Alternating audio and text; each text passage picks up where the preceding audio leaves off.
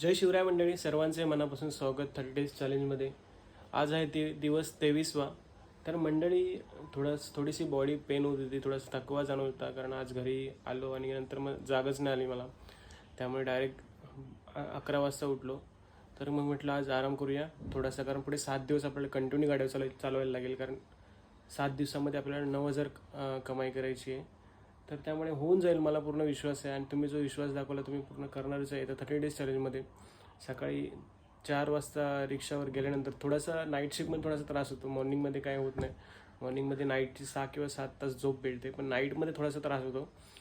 पर तुम्हाला जे चॅलेंज दिले, तुम्ही जो विश्वास दाखवला ते पूर्ण करण्याचं आहे 30 डेजमध्ये. तर मित्रांनो, नक्की सपोर्ट करा. पेजवर जर नवीन असाल तर फॉलो करायला विसरू नका, आणि यूट्यूब चॅनलवर जर नवीन असाल तर सबस्क्राईब करायला विसरू नका. धन्यवाद, सपोर्ट करा. तर मित्रांनो, निघालो आता ऑफिसला, पोचलो ऑफिसच्या इथे.